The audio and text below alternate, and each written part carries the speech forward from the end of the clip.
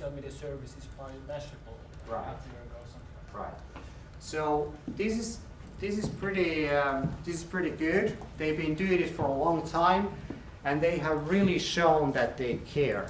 And if I took one thing from the morning session is that you easily underestimate the time and effort that goes into running these things, and then secondly, you really fail if it doesn't work in the organization. So if you don't take it to customer service, to product development, to whatever, and that seems to be Harriet's challenge number one.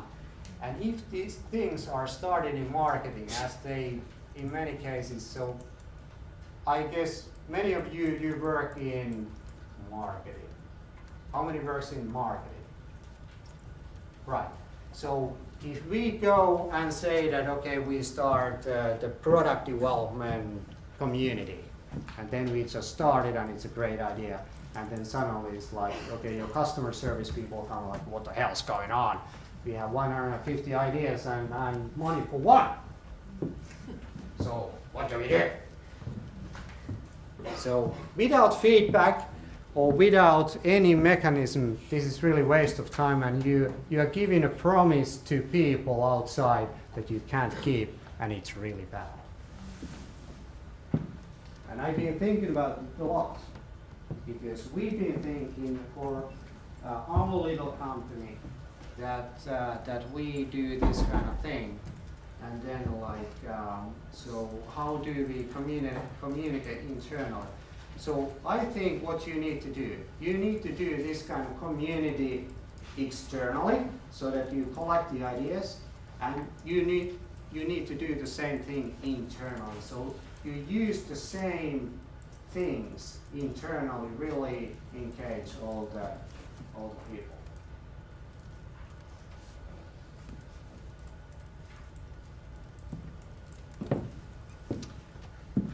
It's probably because they don't exist. There are many. I mean, so do you guys want to hear about travel related or like success examples in general? Because there are those micro things a lot. I mean, there are shoe stores that are doing really good business. There are gyms, like we just heard. There are small places that gather their little fan base and they use it, or like Andiamo Club around shoes. So what they are doing, they have this database they have gathered in stores and stuff, and then they recruit a small amount of those guys, and they build, let's say, a Facebook community, and then they give them special like shopping nights and stuff. So they are really trying to identify their alpha users, and this alpha user thing, it's based on I would say Malcolm Gladwell's way of describing virus marketing, because ideas and opinions, they spread like viruses. First of all, you need mavens, and these are the alpha users. These are the Helens of the world who blog all the time, and they are really interested in the topic. And then they need to find connectors, people who really have like 1,000 people in their Facebook account and friends, and a similar amount of people in their mobile phone. And these guys, they need to find salesmen. And people do these kind of things. So in social media, they map their alpha users, and they try to figure out who are the people who are connectors.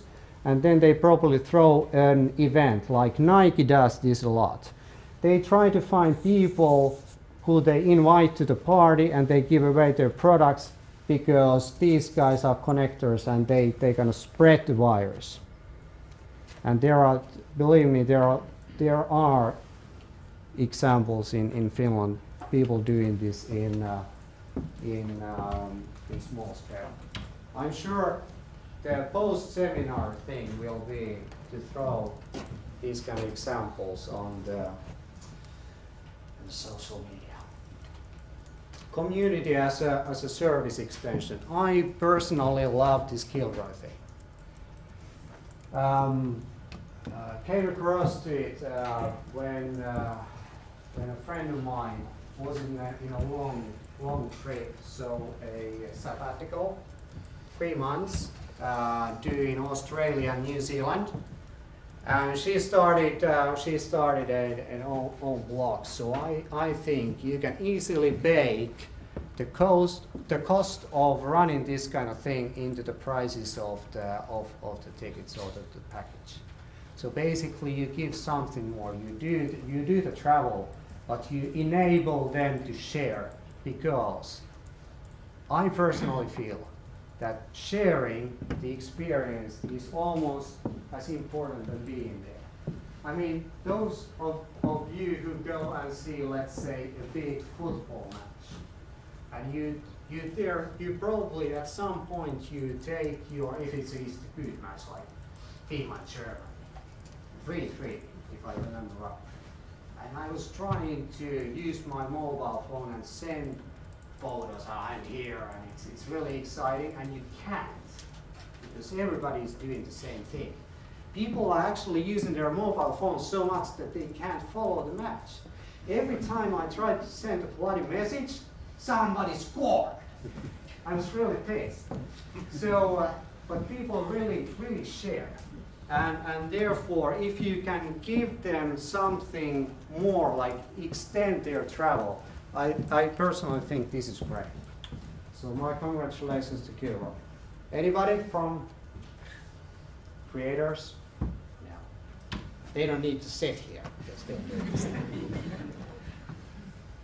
And when you have an opportunity to photograph people, to take videos, then remember that there's no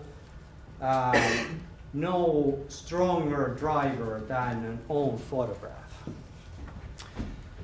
At least I myself, I always go and check out my photos if somebody posts them online.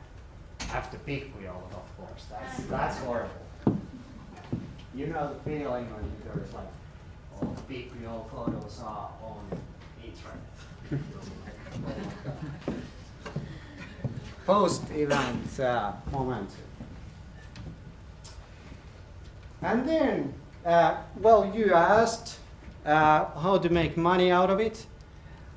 And one thing to do is to do Dopplers. Create a community, create a media, and then sell it away.